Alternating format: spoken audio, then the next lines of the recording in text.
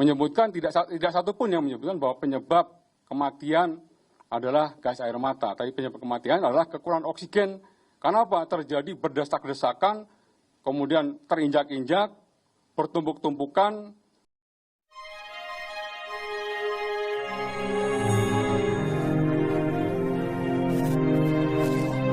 Penggunaan gas air mata di dunia internasional. Ini saya mengacu dari penjelasan dari Dr. Mas Ayu Elita. Beliau adalah guru besar, ahli atau kimia dan persenjataan, dosen di UI maupun di Unhan. Ya, Dr. Mas Ayu Elita adalah ahli kimia dan persenjataan, dosen di Fakultas Indonesia dan Universitas Pertahanan. Regulasi yang menjadi acuan di dunia internasional adalah Protokol Jenewa nomor 22 tahun 93. Di situ disebutkan bahwa gas air mata atau lebih secara kimianya disebut CS, ini hanya boleh digunakan di seluruh dunia yang menjadi standar adalah aparat penegak hukum. Ini tidak boleh digunakan untuk peperangan. Ini yang menjadi dasar kenapa penggunaan CS atau gas air mata bagi kepolisian di seluruh dunia itu diperbolehkan.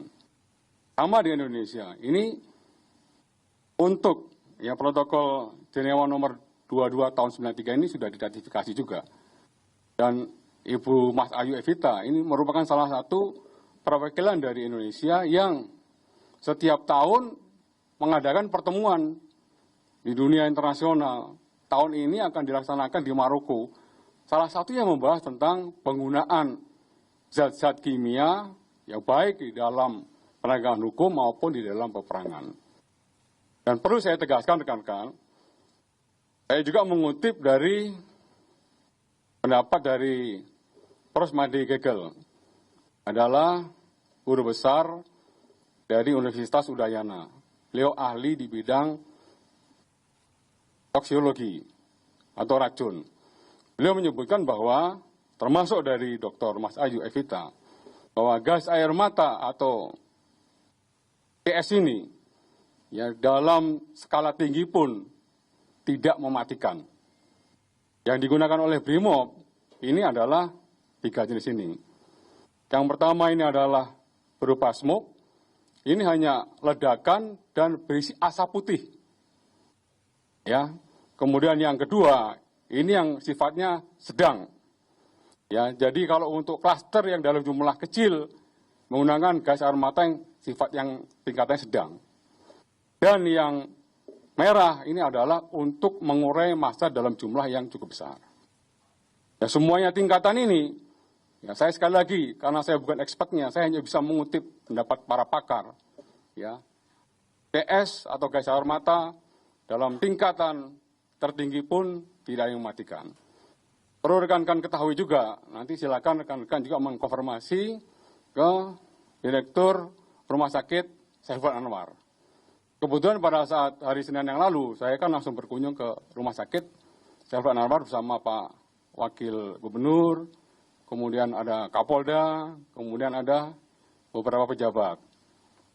Dari penjelasan para ahli, dokter spesialis yang menangani para korban, baik korban yang meninggal dunia maupun korban-korban yang luka, dari dokter spesialis penyakit dalam, penyakit paru, penyakit THT, dan juga spesialis penyakit mata, menyebutkan tidak satu pun yang menyebutkan bahwa penyebab kematian adalah gas air mata. Tapi penyebab kematian adalah kekurangan oksigen. Karena apa? Terjadi berdesak-desakan, kemudian terinjak-injak, bertumpuk-tumpukan, yang mengakibatkan kekurangan oksigen pada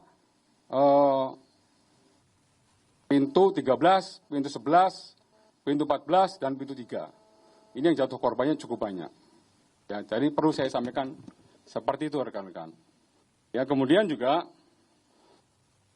beliau menyampaikan juga yang apabila gas air mata ini dampaknya kan hanya terjadi iritasi pada mata, iritasi pada kulit, dan iritasi pada pernapasan.